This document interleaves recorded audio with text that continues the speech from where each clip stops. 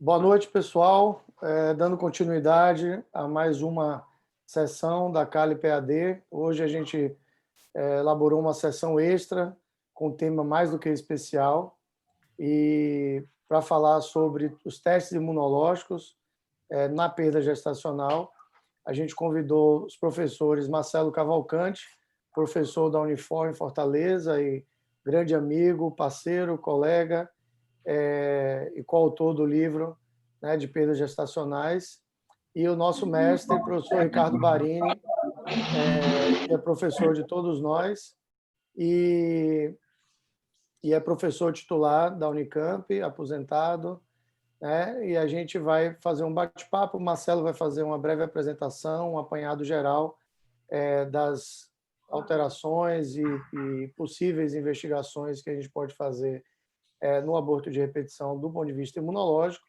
Depois eu passo a palavra para o professor Ricardo Barini, que ele vai tecer alguns comentários em relação a alguns testes, e depois eu vou comentar também sobre outros testes, e Marcelo vai apresentar nosso roteiro. Eu fui aluno do professor Ricardo Barini, hoje eu sou professor da Universidade Federal da Bahia, e nós três trabalhamos na parte de imunologia da reprodução e no tratamento das perdas gestacionais. Então, Marcelo, um grande prazer tê-lo em mais uma sessão da Caliper.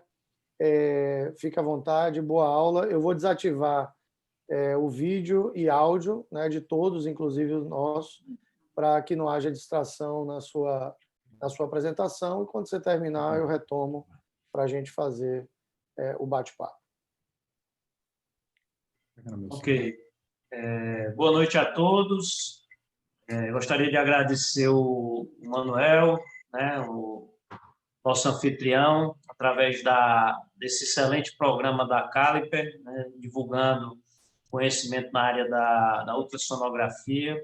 E hoje a gente, nessa sessão extra, para conversar um pouco sobre imunologia da reprodução.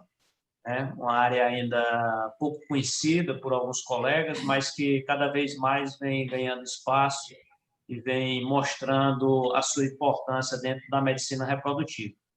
Hoje a gente vai fazer um bate-papo rápido, né? Tentar desmistificar um pouco os exames imunológicos que a gente costuma ver na nossa prática do esterileuta, dos colegas que trabalham, que atuam na área de medicina reprodutiva. Aqui é um breve roteiro, vou fazer uma breve introdução, apresentando um pouco de introdução rápida, falando dos mecanismos de imunologia da implantação embrionária, dessa interface materno-fetal. Depois eu vou falar pequenas curiosidades sobre avaliação de células natural killer uterinas e do novo teste imunogenético do receptor das células natural killer com a sua relação e compatibilidade com HLA do tipo C. Em seguida, o Manuel vai falar um pouco sobre a síndrome antifosfolíptica, a pesquisa dos anticorpos antifosfolípticos, alguns marcadores autoimunes. A gente recentemente publicou um trabalho bem importante mostrando a relevância dos marcadores autoimunes, principalmente no FAM, na predição de perda gestacional. Falar um pouco do CROSS-MET, um exame que ainda tem um pouco seu espaço dentro da área da pesquisa clínica. E o Dr. Ricardo vai fechar falando do teste de atividade de células natural killer e perfil de interleucinas. Aproveitando aqui para apresentar a vocês, em março, a gente lançou o livro Perda Gestacional, um livro que tenta fazer um compilado, né, em uma única obra de vários fatores que estão relacionados com as perdas gestacionais, abrangendo desde fatores genéticos, fatores anatômicos, hormonais e passando, lógico, pelos fatores imunológicos. A gente teve a colaboração de vários autores nacionais e de grandes amigos internacionais no livro. Eu acho que é uma obra bem interessante para quem trabalha na área, e ela está disponível no site da editora Manoli e nas principais livrarias, nas livrarias online, vocês conseguem ter acesso.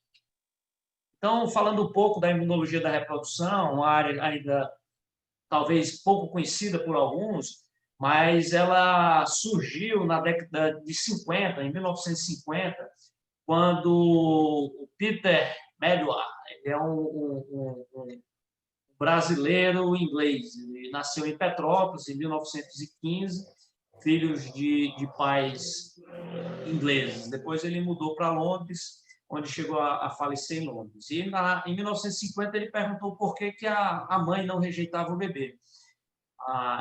Os estudos originais de Medawar, ele estudava muito na área de transplante renal e nos mecanismos de compatibilidade dos transplantes. Ele ficou curioso em entender um pouco o mecanismo de aceitação imunológica do embrião pela mãe. Então, os estudos vêm dessa época. E existem fortes evidências da importância do sistema imunológico no processo reprodutivo, visto que nós encontramos várias doenças imunológicas que estão relacionadas com perdas gestacionais, como artrite reumatoide, como lúpus eritematoso sistêmico, tiroidite de Hashimoto. São doenças autoimunes que, na presença dessas doenças autoimunes, quando elas estão em atividade, o risco de perda gestacional e de complicações gestacionais são bem elevados. Então, foi quando surgiu essa pergunta de saber por que o sistema imunológico da mãe aceita o embrião, já que ele é considerado um semi-enxerto. Do ponto de vista de histocompatibilidade, o embrião ele é diferente do sistema imunológico da mãe. E a tendência natural seria de rejeição. Mas existem mecanismos imunológicos, não só locais, a nível uterino, mas mecanismos sistêmicos que fazem com que esse embrião seja aceito pelo sistema imunológico materno. E quando há uma quebra desses mecanismos de aceitação, a gente pode ter complicações gestacionais, como perdas, falhas de implantação, quadros de pré-eclâmpsia, de restrição de crescimento. Os níveis de evidência das terapias imunológicas, que são talvez um pouco frágeis. A gente tem mecanismos imunológicos bem descritos, mas talvez a seleção dessas pacientes que são submetidas às terapias imunes, essa seleção ainda não está a ideal.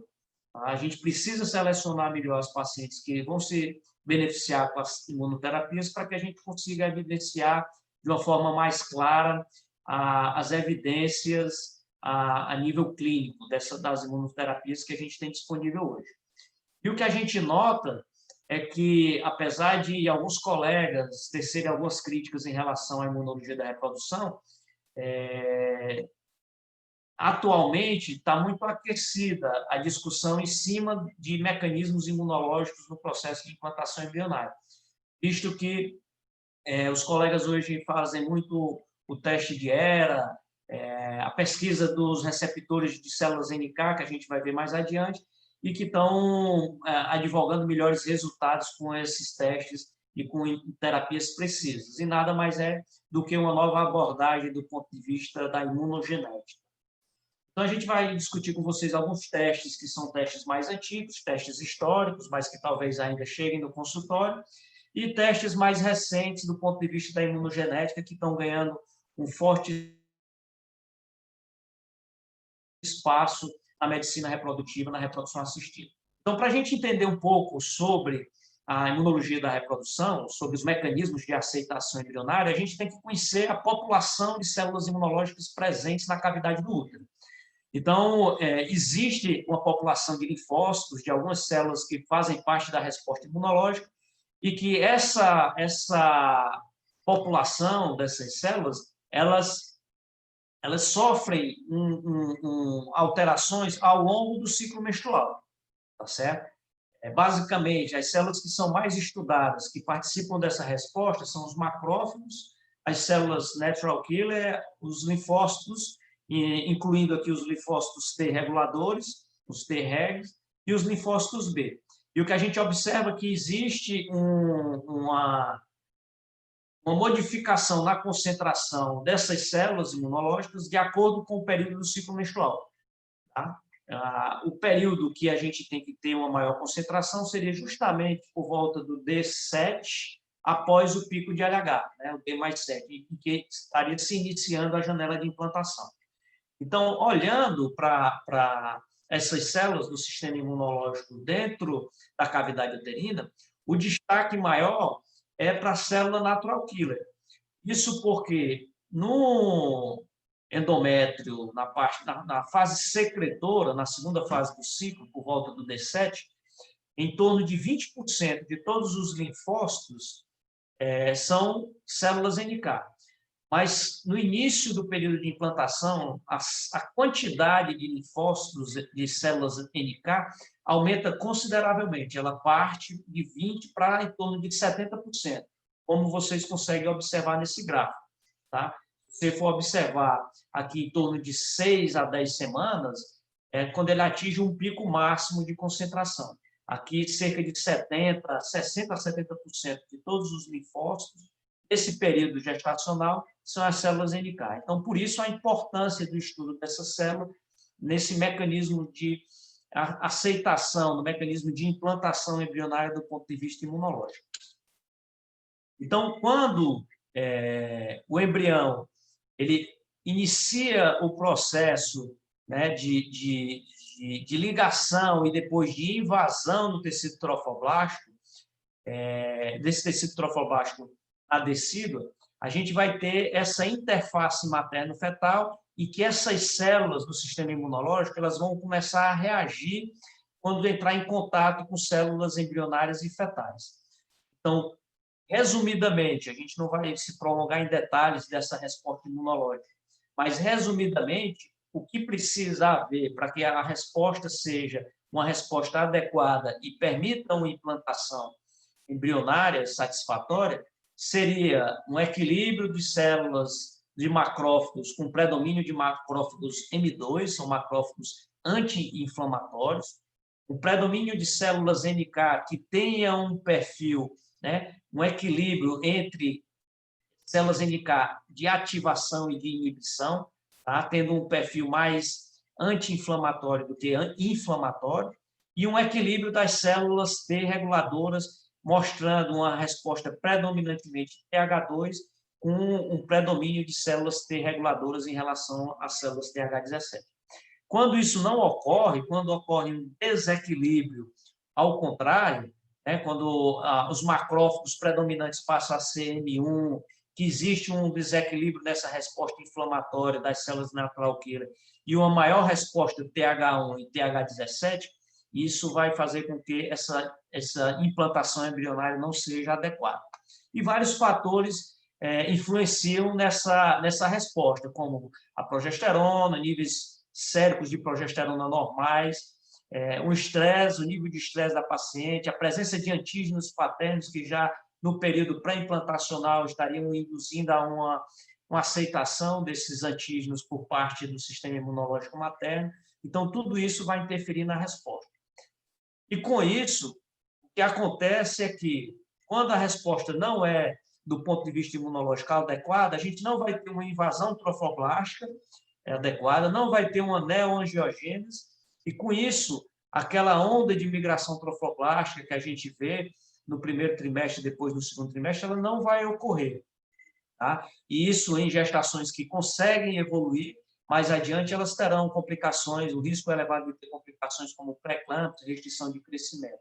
E quando já ocorre uma falha bem no início do primeiro trimestre, a gente observa casos de falhas de implantação e de casos de aborto de repetição, de perdas gestacionais. Então, daí a importância desse equilíbrio do ponto de vista imunológico. Então, como eu falei para vocês, a célula NK é uma célula que exerce um papel importante nessa imunomodulação uterina. Então, ela seria um foco, o primeiro foco de estudo, talvez um dos exames mais importantes que a gente possa realizar na avaliação desses casais com falhas de implantação e com abortamento de repetição. A avaliação da célula NK endometrial que a gente tem disponível é através de uma biópsia endometrial realizada por volta do 7º dia após o pico do LH, ou seja, na fase secretora, em que a gente observa a quantidade dessas células. Tá? É feita através de imunistoquímica com a marcação de CD56, que é a proteína que está expressa na célula NK uterina.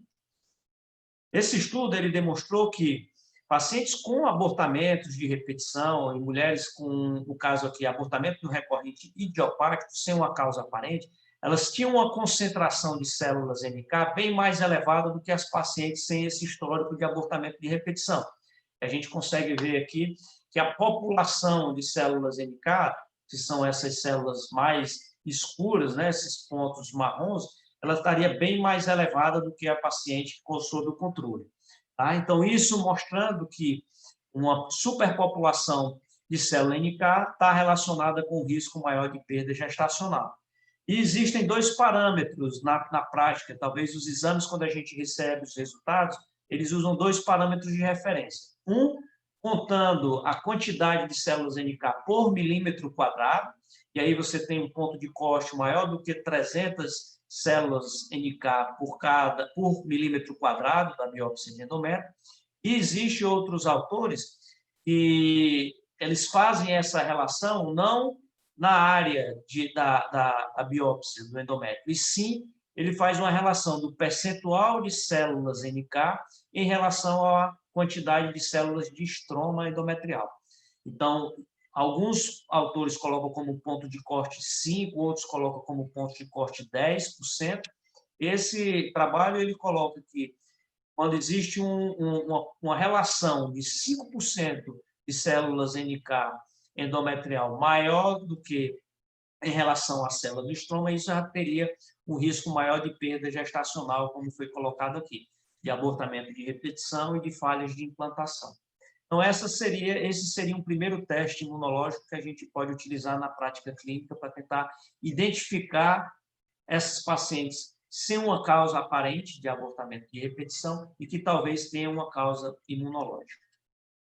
Mais recente, a gente teve um trabalho do grupo do IVE, que lidera essa avaliação e que propôs essa avaliação do ponto de vista da imunogenética, que eles fazem uma tipagem das células NK maternas para ver a presença de receptores que são receptores de inibição das células natural killer, e esses receptores eles podem ser divididos em A e B.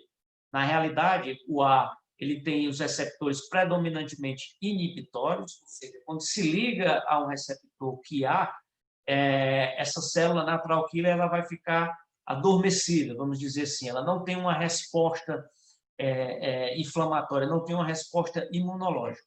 E o KIR-B, que ele tem receptores variando entre receptores de inibição, mas principalmente de ativação. E é possível você ter esses três tipos de células NK endometrial: KIR, AA, AB e BB. E essas células elas interagem com os embriões. E o receptor KIR ele se liga com o HLA não clássico, né, que seria aquele HLA tipo C. Tem o HLA A, B, C e D. Então, ele liga com o HLA do tipo C e que pode ser do tipo C1 e C2.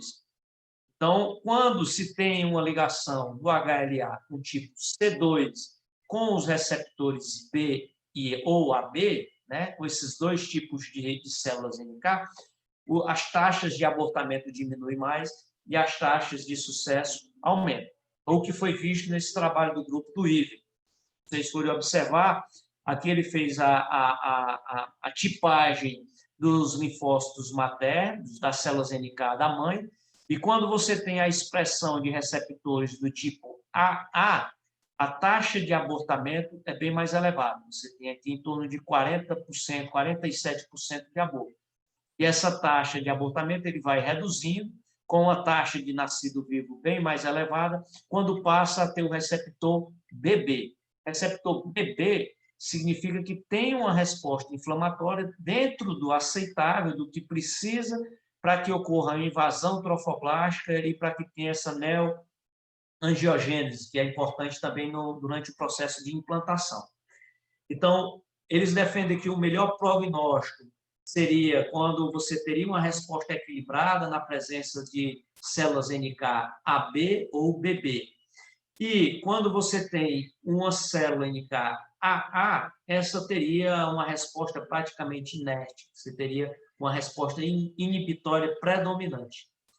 Quando você tem, eles fizeram nesse trabalho uma subanálise de pacientes somente com o receptor, com a célula do tipo AA. Essa célula do tipo AA, na presença de HLA-C do embrião, quanto maior a quantidade de HLA-C embrionária, menor vai ser a chance de sucesso. Tá? Aqui ele colocou no grupo 2, se você tem embrião com a quantidade de HLA-C maior do que a mãe, aqui você vai ter uma taxa de sucesso, uma taxa de nascido vivo bem menor. Então, ainda é um teste novo, ainda é um teste, talvez, para alguns um pouco confuso, mas a intenção do teste, ele visa o quê? Fazer a tipagem da célula em cada mãe, se é a AB ou BB. Aquela que for a AB ou BB, elas terão um bom prognóstico. A que for AA é um grupo de pacientes específico que a gente tem que discutir e pesquisar depois qual a melhor conduta. Tá? E a tipagem também do HLA paterno. E aquele pai que tiver o HLA C1C1 ou C1C2, ele teria uma chance também de gerar embriões com maior potencial de implantação. Diferente daquele que tem C2C2, a chance possivelmente, ele encontrando um que AA pela frente, a chance de sucesso seria menor.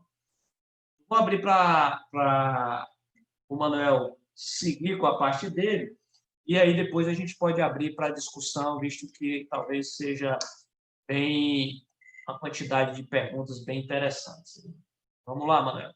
Bom, Marcelo, muito obrigado, né, pela sua exposição. Na verdade, eu vou passar a palavra para o professor Ricardo Barini, que vai fazer alguns comentários em relação à sua apresentação, em relação a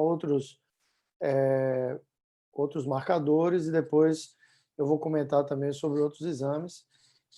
Eu queria deixar vocês bem à vontade, né, todos os participantes, é mais um bate-papo informal, apesar que o Marcelo fez a apresentação aí um pouco mais formal dos pontos nevrálgicos aí do raciocínio imunológico, para ficar mais fácil de entender.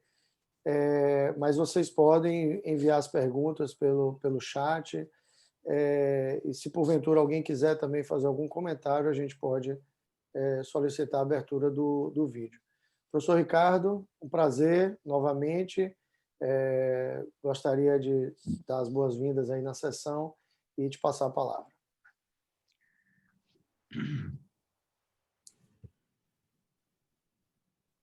Como é que faz isso? Tem que me... Não, você tá É só falar que eu entro? Você tá direto aí.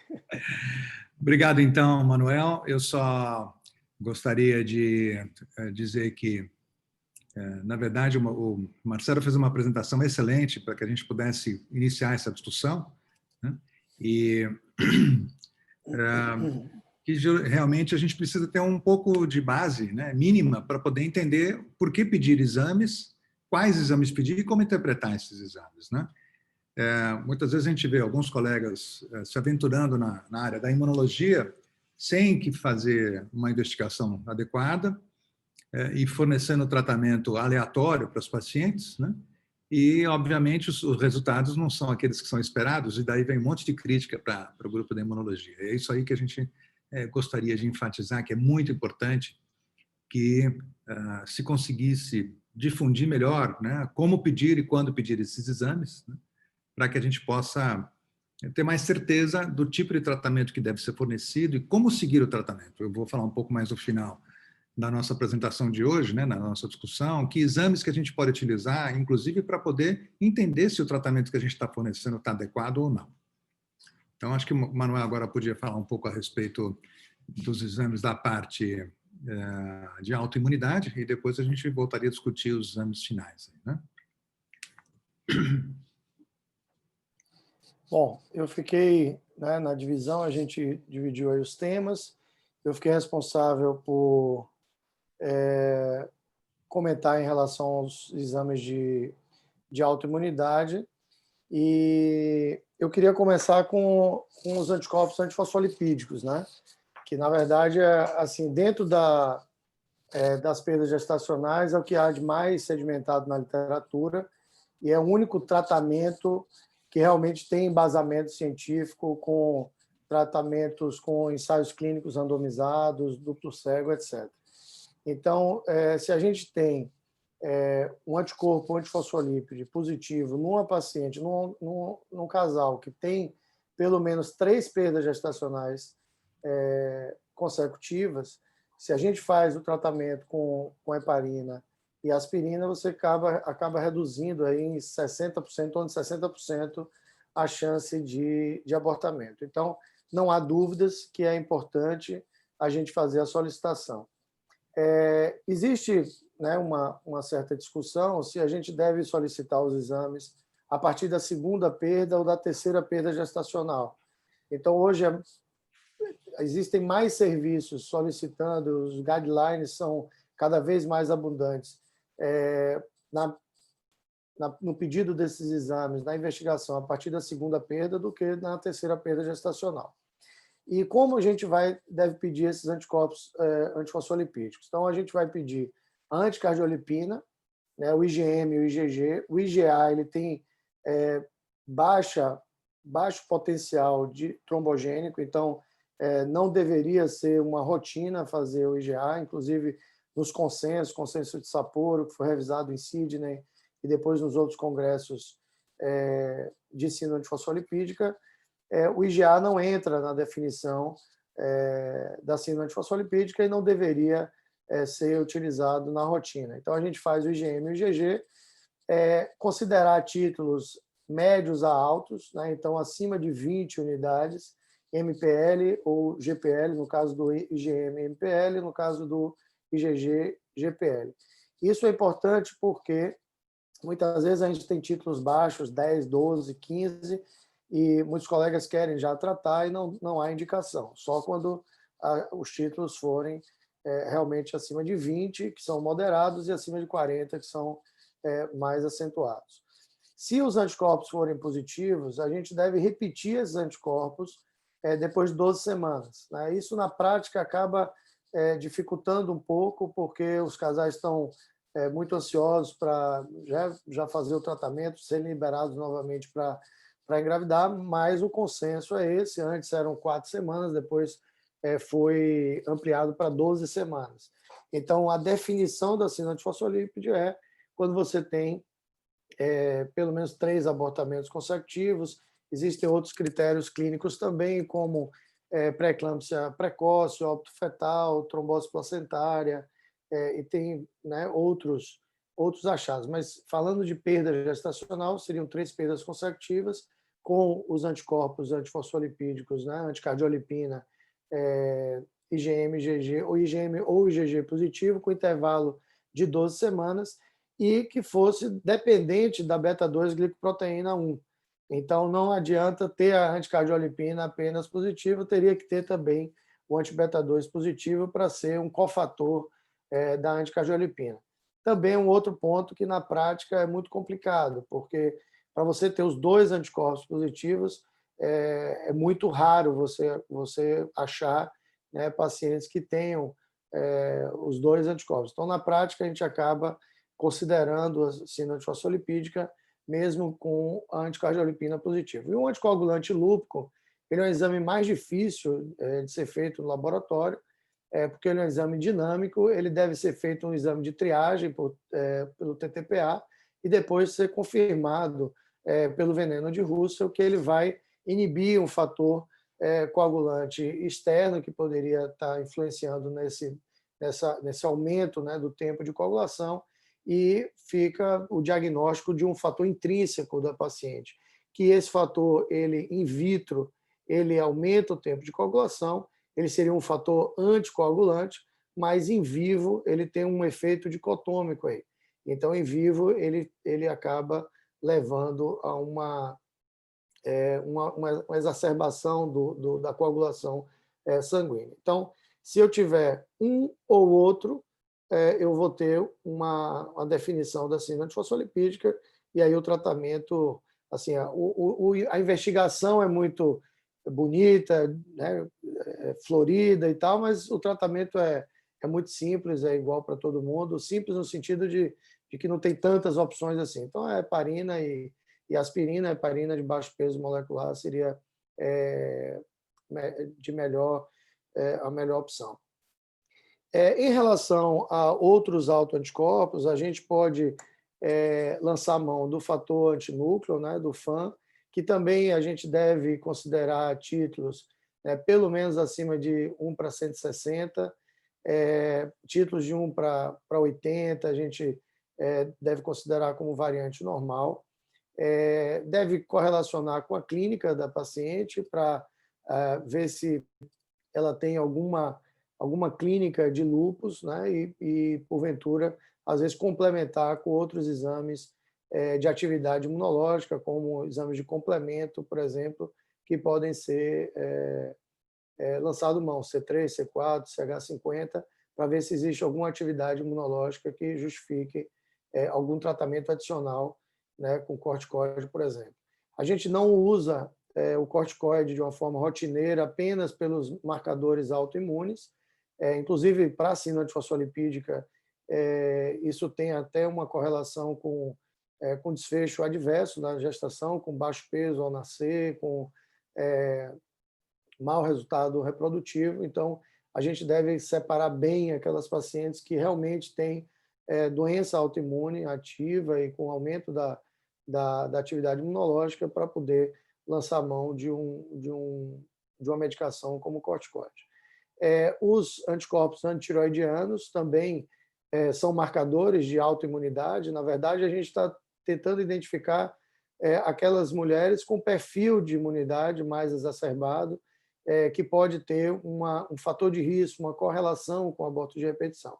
Mas também a gente não deve, na ausência de doença tiroidiana, a gente deve tratar com nenhum tratamento imunológico. E, por fim, eu gostaria de comentar sobre o exame do CrossMatch, que Marcelo comentou sobre o HLA, né, paterno. Existe essa associação de abortamento de repetição quando existe uma imunossemelhança entre o casal, né, uma semelhança exacerbada imunogenética entre o casal. A gente acredita que isso foi uma questão evolutiva, né? Então, lá atrás, né, nos primórdios, as pessoas, né, relacionadas do ponto de vista familiar tinham gravidez, isso aumenta a chance de doenças genéticas, principalmente autossômicas recessivas, tinham bebês com alterações, com malformações, e essas malformações, alterações genéticas, evoluíram para um abortamento. Então, acabou ficando na memória reprodutiva que casais que compartilham informações imunogenéticas, principalmente pelo HLA, elas deveriam abortar a gestação espontaneamente e não prosseguir a gravidez. Mas aí você pergunta, mas tem um casal que eles não são parentes, né? Não tem nenhum tipo de parentesco, não tem, inclusive, nenhuma ligação assim fenotípica, são totalmente diferentes, e mesmo assim evolui para o aborto. Isso, na verdade, ficou uma memória aleatória na população. Então, o CrossMatch ele visa fazer essa identificação imunogenética entre o casal, pela presença ou não dos anticorpos bloqueadores, que esses anticorpos são anticorpos que vão bloquear essa resposta mais pró-inflamatória TH1, que Marcelo comentou, em detrimento de uma resposta pró-gestacional TH2.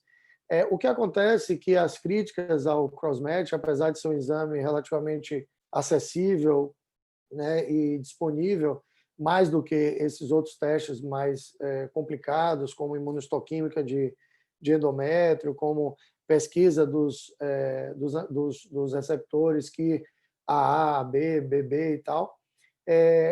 Esse exame CrossMatch ele pode ser feito pelo sangue periférico e não tem grandes dificuldades, porém ele tem um inconveniente de oferecer muito falso positivo, né? Eu posso ter ausência dos anticorpos bloqueadores e não necessariamente a gente ter uma imunossemelhança exacerbada. Então, a gente acaba incluindo no rol de casais com essa imunossemelhança, sem que realmente tenha. O ideal seria realmente a gente fazer uma tipagem HLA mas a gente sabe que os custos e a questão prática impede a gente fazer, e como a prática clínica da utilização do CrossMatch, junto com o tratamento com linfócitos paternos, ele foi consagrado durante muitos anos, a gente acabou utilizando durante bastante tempo. Hoje a gente tem uma restrição pela Anvisa de fazer esse tipo de investigação e tratamento do ponto de vista assistencial. A gente tem feito dentro de protocolos de pesquisa, e o que a gente observa nas pesquisas que a gente já fez, já publicou, e inclusive assunto do livro que a gente publicou esse ano, é que o CrossMatch, ele, apesar de ter essa deficiência na investigação, ele é um excelente exame para controle terapêutico e para avaliação dessa resposta TH2. Então, quando a gente tem um CrossMatch positivo, e positivo forte, não um positivo intermediário, a gente tem uma associação importante com sucesso reprodutivo, mesmo naqueles casais com perdas mais difíceis de tratar, com 4, 5, 6 perdas gestacionais. E assim, a gente tem uma resposta realmente animadora em relação a isso. E a gente espera que um dia, com os trabalhos que a gente tem publicado e outros lugares do mundo, a China tem publicado bastante, a Europa também tem publicado bastante sobre o tema, que os Estados Unidos também proibiram, então eles estão também um pouco restritos em relação a esses exames e a esses tratamentos. A gente espera que um dia volte a fazer, que inclusive tem dados na literatura americana que depois da proibição, os casos de abortamento espontâneo nos Estados Unidos aumentaram. Então, a gente espera que esses exames, né, possam ser liberados novamente para assistência, para facilitar. Seria mais uma arma no tratamento para esses casais, ok? O mais importante, eu acho que em relação a toda essa investigação imunológica, é também citar que a parte imunológica é um fator no abortamento de repetição, nas perdas gestacionais, né? Não é um único fator, mas é um fator extremamente importante, como o Marcelo colocou na sua apresentação, que a gente tem essa correlação imunogenética do embrião em relação ao organismo materno. Então, eu vou abrir agora para perguntas. Eu tenho uma primeira pergunta do Dr. Emerson Venceslau. Aqui eu vou chamar de doutor, mas não sei se é doutor, às vezes tem algum casal também que pode estar assistindo. Ele pergunta: qual o tratamento adequado para casais com incompatibilidade do tipo HPA1A e HPA1B, e os riscos relacionados aos tratamentos existentes? Doutor Ricardo, quer comentar? Ele quis dizer relação ao KIR, eu não entendi a pergunta. Marcelo, você entendeu? Incompatibilidade do tipo HPA1A e HPA1B. Pelo que eu entendi, situações em que ele tem anticorpos antiplaquetas, né? São antiplaquetários. Tá bom. Então, assim, seria um acompanhamento fetal e talvez pode se beneficiar uma avaliação do esposo, né, do marido, para ver o risco embrionário de se repetir e qualquer coisa fazer também uma biópsia pré-implantacional para avaliar esse risco do embrião de estar tendo essa complicação. Eu diria que essa incompatibilidade é importante na medida em que a mulher seja portadora de autoanticorpos ou de anticorpos autoimunes, né, contra os antígenos plaquetários. Se eles estiverem presentes, já está bem sedimentado o tratamento com doses elevadas de imunoglobulina. É possível se fazer o diagnóstico das características imunológicas das plaquetas do embrião, tanto por testes... Hoje em dia se faz através ou de biópsia de placenta ou então de líquido amniótico. Talvez aí já seja até possível fazer através de exames pelo DNA fetal. Eu não tenho essa informação com segurança, eu sei que do RH isso aqui é possível, mas é bem provável que sim. E se confirmando que o embrião é portador do antígeno para o qual a mulher tem o anticorpo positivo, aí sim, aí o tratamento é feito durante a gestação, com doses bem elevadas de imunoglobulina durante toda a gravidez, que é uma maneira de impedir a passagem das imunoglobulinas anômalas, né, através da placenta, o que também é utilizado até em alguns casos para imunização do fator RH. Eu queria aproveitar um pouco... Esses bebês eles podem evoluir com sangramentos e hemorragia intraventricular, né? Uhum. E às vezes precisa até fazer transfusão de plaquetas. Só queria aproveitar, Manuel, Sim. antes de você continuar a abertura para falar as perguntas, a gente vai perdendo um pouco o tempo aqui, eu queria ainda comentar um pouco rapidamente a respeito dos 2 outros testes, que são o teste da atividade NK e também das interleucinas, né, que faltou a gente ainda comentar. O teste da atividade NK, ele nasceu na ideia de que, eventualmente, a mulher poderia produzir o que o Dr. Beer, na época, chamou de fatores embriotóxicos, né? Então, era chamado o teste do fator embriotóxico fetal. Se usava até, na época, embrião de galinha para fazer esse tipo de avaliação, colocando as células da mulher nesse teste. E a coisa evoluiu para que se mantenha, hoje em dia, culturas de células, de linhagens de células de placenta em laboratório, e a ideia para se fazer uma avaliação do comportamento das células NK, né, como é que elas estão respondendo, como é que elas estão interagindo em relação à gravidez, é colocar células NK da mulher frente a esta cultura e medir a interação das células NK, o quanto elas promovem de apoptose nessa reação, né? Ou seja, traduzindo mais facilmente, é o quanto que a célula NK da mulher provoca de lesão nesse grupo de células.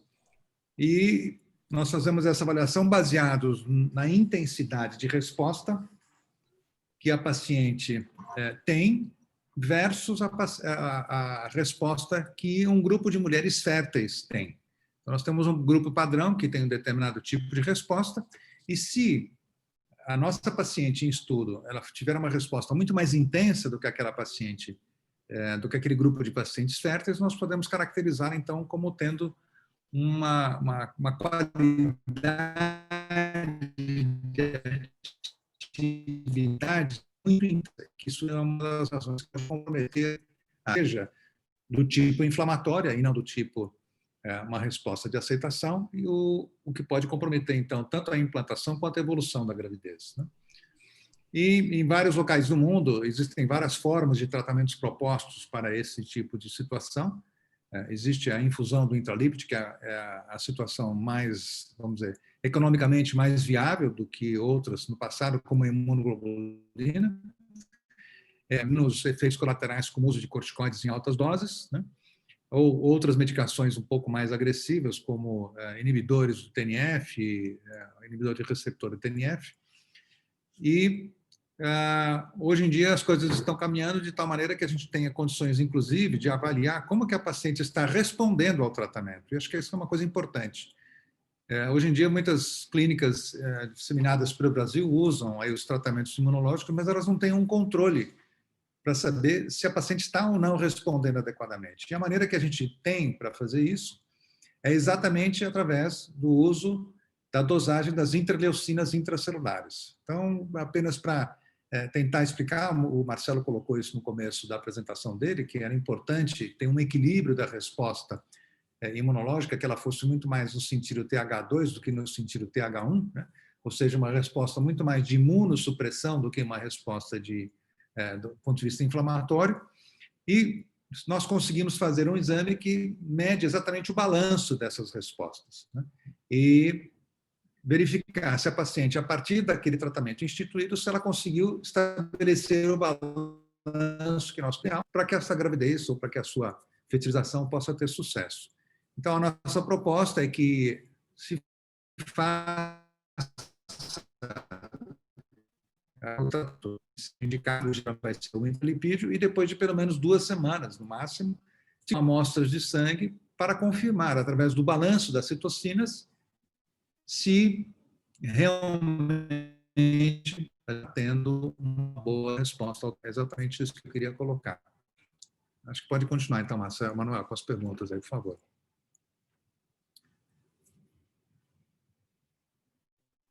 Peraí que meu som estava desativado. Você está Tem outra desligado. pergunta, agora já retomei.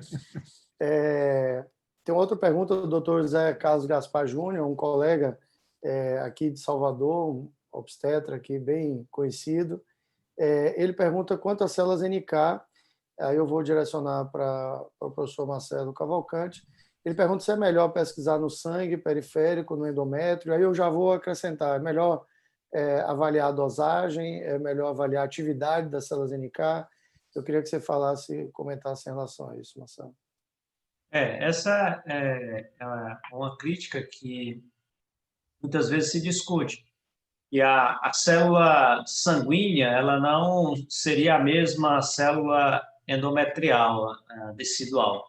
Realmente são células diferentes. A célula sanguínea ela tem uma atividade mais citotóxica, a célula NK sanguínea, enquanto que a célula NK endometrial ela tem mais uma atividade regulatória. A grande discussão é qual a origem da célula NK endometrial. Se ela tem uma origem sanguínea, ela é recrutada os fatores durante a implantação e recrutam essa célula, ou se ela tem uma origem de uma outra célula tronco, alguma outra célula de origem linfocitária endometrial. O fato é que tem estudos recentes que mostram que existe uma comunicação desses dois ambientes, né? Do ambiente uterino com o ambiente plasmático, o ambiente sanguíneo, né? Essa comunicação ela é feita através de microRNA, através de exossomas, que são liberados no ambiente uterino, que eles passam pela região placentária, né? Pelos espaços intervilositários e acaba refletindo a condição uterina a nível periférico no sangue. Então, eu acredito que são exames complementares. A célula endometrial, a gente precisa fazer essa medida no período ideal, que seria na janela de implantação. Enquanto que a célula, a pesquisa sanguínea, ela até ajudaria também durante a evolução da gravidez para a gente entender em alguma situação de falha, alguma situação de complicação. E utilizando agora essa proposta que a gente tem disponível fora, que seria de acompanhar a resposta ao tratamento.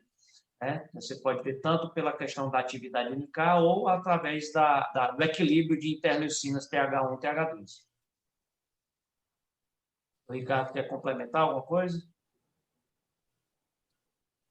Não, acho que você colocou bem. Eu só acho que do ponto de vista prático e clínico, eu tenho um pouco mais de habilidade e facilidade para usar a atividade do que a biópsia de endométrio, porque a biópsia, uma certa já colocou, é um procedimento invasivo, ela provoca algum tipo de reação. Claro, se a paciente tiver uma indicação para fazer uma esteroscopia, se tiver alguma outra razão para se observar a cavidade, aí se aproveita para fazer a biópsia, não tem dúvida nenhuma. Mas eu acho muito mais prático você fazer um exame de sangue que te dá uma qualidade de resposta muito melhor da atividade do que a quantificação. A quantificação, eu acho que ela é muito fraca do ponto de vista de avaliação imunológica, porque ela não diz nada a respeito de como que essa célula está funcionando, ou seja, como é que essa paciente está reagindo em relação à gravidez. A avaliação uterina ela está muito mais próxima, porque um aumento significativo da concentração de células na segunda fase já mostra aí uma certa tendência a uma reatividade muito maior. Mas a minha visão é de que a avaliação da atividade NK, ela, sem dúvida nenhuma, é infinitamente melhor e muito mais sensível e mais específica para se avaliar a questão do comportamento imunológico do que apenas um imunofenótipo, né? que é você dosar e quantificar. Claro, ela pode até te ajudar no sentido de funcionar como um triador, para você imaginar que aquela paciente vai ter realmente uma atividade alterada. Mas do ponto de vista prático, eu não tenho dúvida nenhuma que a atividade é muito mais específica do que apenas a dosagem. Queria só corrigir o Dr. Carlos Gaspar Júnior, ele fala que é de Santos, São Paulo. Imagine aí que tem um homônimo. Aqui a gente tem o mesmo nome de um colega aqui em Salvador. Desculpa aí, viu, Dr. Zé Carlos, que eu achei que fosse... O mais engraçado é que o Gaspar de Santos também trabalha com ultrassom, viu, Manuel? Por isso que eu achei incrível. Não, mas o Gaspar é obstetra. O Gaspar daqui é obstetra. Ele bom. tem ultrassom no consultório, mas não é ultrassonografista, não. Tem uma pessoa aqui que não tem identificação, que está com identificação do celular, ela pergunta assim, ó, o crossmatch negativo, ela já fez a imunoglobulina humana, nesse caso é eficaz, o crossmatch negativo e a imunoglobulina, esse eu vou comentar, que eu fiquei de comentar em relação ao crossmatch. Na verdade, a imunoglobulina ela seria mais um tratamento para as pacientes que têm atividade de células NK aumentada, né? E o crossmatch negativo, o tratamento seria a positividade desse crossmatch, e a melhor forma de fazer isso é a sensibilização com concentrado de linfócitos paternos. Então, a gente faz algumas doses, né? Tira o sangue do marido, prepara um concentrado de leucócitos paternos e a gente aplica isso, né, na derme, intradérmico, na gestante, na futura gestante, para sensibilizar, e aí quando o crossmatch está positivo, libera para nova gravidez. A Ana Lúcia Santos, ela fala, eu já fiz o exame para células NK no sangue, deu 24, e no endométrio deu 80%. Ambos foram alterados. É necessário fazer o exame de atividade para células NK, né? E aí eu complemento para Marcelo, aí, que ele comentou sobre as células NK. Você acha que vale a pena fazer algum outro tipo de exame, Marcelo, ou já está suficiente essa investigação que ela fez? A outra forma, né, que a gente não comentou, é uma forma mais simplista, seria apenas a dosagem do percentual de célula NK e sangue periférico. Se você for pegar o valor de referência que vem no laboratório, ele coloca muitas vezes até 27%. Mas os estudos mostram que pacientes com históricos de falhas de implantação ou abortamento de repetição, a gente tem que ter um ponto de corte de 12%, 12% a 15%. E em relação, ela colocou 24, então ele estaria dentro do valor de referência estabelecido no laboratório, mas se a gente utilizar o ponto de corte dos estudos de pacientes de abortamento e repetição, ela estaria bem elevada. É um exame de triagem, tá? Mas acredito que talvez se beneficiasse com o teste de atividade NK para a gente ver o nível de agressividade dessa célula NK. E o endometrial, que ela colocou 80%, está bem acima do valor de referência, né? Geralmente a gente coloca em torno de 60% o valor de referência no período do início da gravidez e 20% na fase secretória, né? Então, ela está bem acima do valor estabelecido como normal na fase secretória. Só queria complementar, eu acho que, nesse caso, essa moça que referiu esses exames, para mim, ela já teria o diagnóstico feito, que ela tem uma tendência a uma atividade a mais significativa das células NK, ela poderia iniciar o tratamento e, eventualmente, fazer o controle terapêutico através da dosagem das interleucinas. Isso seria muito mais prático do que fazer outra biópsia de endométrio, né, para ver se está funcionando ou não. Então, aí, sem dúvida nenhuma, o balanço das citocinas seria muito melhor do que apenas, ou do que fazer novamente a biópsia de endométrio, inclusive porque, eventualmente, quando ela fosse fazer a biópsia de endométrio, ela talvez já estivesse tentando engravidar, o que não estaria mais indicado, né? E lembrar que existe essa alternativa do intralípide em relação à imunoglobulina, que é uma alternativa bem mais barata, né? E consegue fazer também esse shift, né? Essa transformação de uma resposta mais agressiva para uma menos agressiva. Eu queria, antes da gente, né, fazer os comentários finais, a gente já está próximo de 1 hora de reunião, queria aqui saudar as pessoas que estão participando e destacar nosso grupo de imunologia, né? Tem alguns colegas aqui do nosso grupo de imunologia, então a doutora Bianca Selva Figueiredo, do Rio de Janeiro, a doutora Isabela Nelly, de Campinas, a Simone Lima, que trabalha com o professor Ricardo Barini na Unicamp e também no laboratório, a doutora Candice Cavalcante, que é uma coautora também do livro, né, de perdas gestacionais, e a doutora Larissa Quintela, que faz parte também da nossa equipe aqui em Salvador. Então, queria agradecer a presença de vocês. Queria passar já para a última pergunta, né? A Marta, ela pergunta qual o exame para acompanhar a eficácia do tratamento NK, do intralípide, quando o Dr. Barini foi explicar a conexão dele ficou ruim. Ele disse que é de 2 em 2 semanas. Então, a oportunidade para o doutor Ricardo explicar novamente esses exames de controle pós-intralípide. Depois e aí já aproveita e já faz as considerações finais. Aí o professor Marcelo Cavalcante faz as considerações finais e depois eu encerro a sessão. A gente já está indo para 1 hora de sessão. Apenas complementando, então, o teste, o balanço das citocinas TH1 e TH2 é um exame de sangue, é um teste, assim, do ponto de vista de coleta, extremamente simples, ele não precisa de armazenamento especial para ser enviado para o laboratório, ele é um exame que é encaminhado no intervalo no máximo de 24 horas, e ele deve ser colhido no máximo até 20 dias depois da aplicação do intralípide e com pelo menos 10 dias da aplicação. Então, a gente estabelece um intervalo de 10 a 20 dias após a primeira infusão do intralípide. Se após a primeira infusão do intralípide ela tiver um resultado normal, nós entendemos que ela está respondendo adequadamente, ela não precisa ficar repetindo o exame outras vezes. Caso ela tenha uma resposta anormal e a gente institua alguma outra forma terapêutica, que poderia ser, eventualmente, corticoide, ou hidroxicloroquina, ou filgrastine, enfim, eventualmente, dependendo do que a gente resolver de acordo com o perfil da paciente, aí sim, dali algum tempo, pelo menos 2 semanas depois, repetir esse teste para ver se já houve um estabelecimento desse equilíbrio das citocinas e poder, então, confiar que o tratamento está adequado para essa pessoa. Eu agradeço a todos que estiveram aqui presentes e dizer que o nosso grupo tem bastante ânimo e vontade de continuar nessa linha de tratamento e investigação e que todos nós estamos disponíveis aí para o contato com vocês. Marcelo? Bom, foi bom, agradeço a oportunidade e a presença de todos.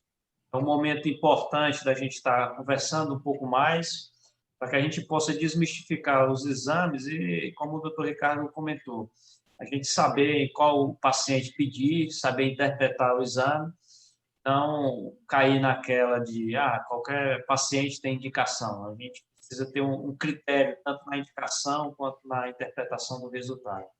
E parabenizar a todos que participaram, colocar à disposição o livro é bem interessante, né, que faz um apanhado de todos esses assuntos que a gente colocou aqui. Existe um pedacinho do livro, não só da parte da imunologia, como dos outros fatores relacionados às perdas gestacionais também. Eu queria agradecer novamente a presença, né, do professor Ricardo Barini, que foi professor nosso na Unicamp durante a residência, meu orientador de mestrado, doutorado, e né, a gente tem uma relação aí de praticamente 20 anos trabalhando juntos, quando eu ainda tinha bastante cabelo, ele já não, ele já é desse jeito aí, 20 anos é do mesma cara, eu estou envelhecendo e ele não, e Marcelo, um grande amigo que a gente se reencontra aí pessoalmente em breve. A gente tem bastante tempo que a gente só fala, né, virtualmente, mesmo antes da pandemia, e vamos ver se a gente se encontra. Então, eu queria agradecer demais a presença dos dois aqui em mais uma sessão da Caliper, da EAD, e saudar todos que participaram. Na nossa próxima sessão é terça-feira, voltando ao horário habitual de 18 horas, a gente vai fazer uma viagem pela ressonância fetal com o nosso colega, amigo, o professor Heron Werner, do Rio de Janeiro, ele que a gente chama que é o Spielberg da medicina fetal. Então, é imperdível, né? As aulas dele são fantásticas, e ele faz uma correlação entre ultrassom e ressonância que já ganhou vários prêmios e melhores trabalhos. Aí a ISUOG já foi capa várias vezes da Revista Branca. Então, assim, é um privilégio também a gente ter a presença do professor Heron na próxima terça-feira. Depois eu mando o link para vocês. E vocês podem ativar o sininho, né, se inscrever no canal da Caliper EAD no YouTube, e que todos os vídeos a gente grava, as sessões a gente grava, essa sessão também vai estar sendo gravada, a gente vai colocar lá também na nossa página, e quando tiver alguma novidade, vocês vão ser avisados, tá bom? Então, eu vou dar como encerrada essa sessão. Muito obrigado a todos e boa noite. Boa noite, então. Até logo.